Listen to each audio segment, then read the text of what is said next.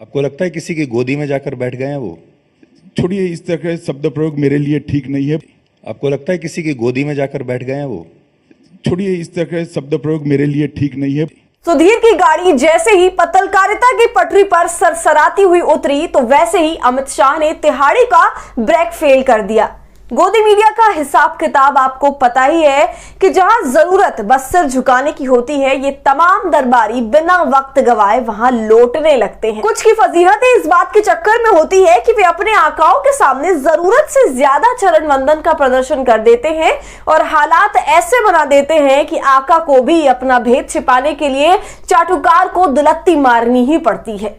ताजा मामला सुधीर तिहाड़ी चौधरी का है, जिसे खुद बीजेपी के सो कॉल्ड चाणक्य ने उसी के मंच पर आकर लिमिट में रहने की सलाह दे दी और सुधीर को मिली इस एडवाइस का वीडियो वायरल हो गया है। नमस्कार, आदाब, आप देख रहे खबर अड्डा और मैं हूं आपके साथ सुम्बुलीरम। तो मौका था कर्नाटक चुनाव को लेकर आज तक की तरफ से आयोजित किए गए इंडिया टुडे राउंड टेबल का, जहां केंद्रीय गृह मंत्री अमित शाह का इंटरव्यू लेने के लिए आज तक ने अपने प्राइम टाइम शो के एंकर सुधीर तिहाड़ चौधरी को मोर्चे पर खड़ा कर दिया। हाल के दिनों में जो भूचाल सत्यपाल मलिक के खुलासों ने बीजेपी के लिए लाया है, उस पर चाटुकारिता वाले सवाल करके सुधीर चाहता था कि किसी भी तरह वो बीजेपी को एक तरफ क्लीन चिट दे दे और दूसरी तरफ अमित शाह को भी खुश कर दे।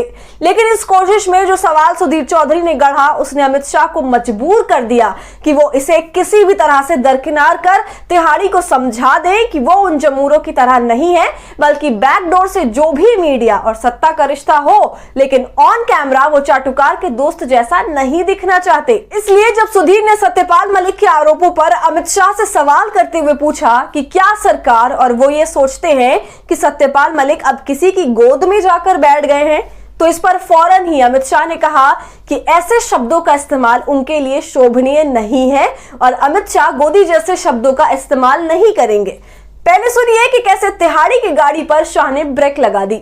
आपको लगता है किसी की गोदी में जाकर बैठ गए हैं वो? छोड़िए, इस तरह का शब्द प्रयोग मेरे लिए ठीक नहीं है। अब पत्रकारिता के पेशे में जरूरत सरकार द्वारा भेजी गई स्क्रिप्ट पढ़ने की होती है।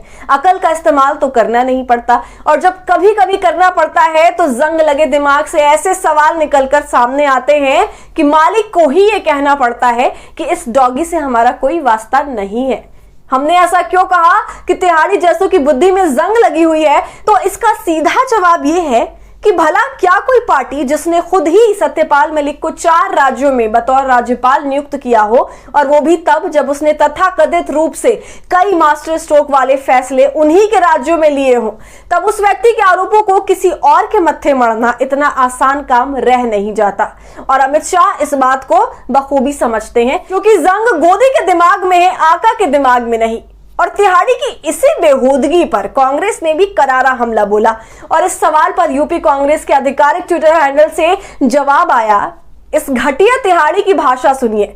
ये खुद मालिक की गोद में बैठकर उनके एजेंडे का झुनझुना बजा रहा है और जब सच बाहर आने लगा है तो बिलबिला उठा। साफ है कि कांग्रेस भी तिहाड़ी के जरिए एक बार फिर उस सच को सामने रखने का प्रयास कर रही है जिसे गोदी और मोदी पुलवामा में ही दफनाने की कोशिश कर रहे हैं। लेकिन सत्यपाल के आरोप कितने सत्य हैं, इसके लिए जरूरत है जांच की, जो कराने के मूड में सरकार तो बिल्कुल भी नहीं दिख रही है। और सवाल गोदी पूछेगा नहीं। याद ही होगा आपको कि कैसे सिर्फ सुधीर ही नहीं बल्कि अंजना ने भी सत्यपाल मलिक के आरोपों पर सबूत मांगे थे।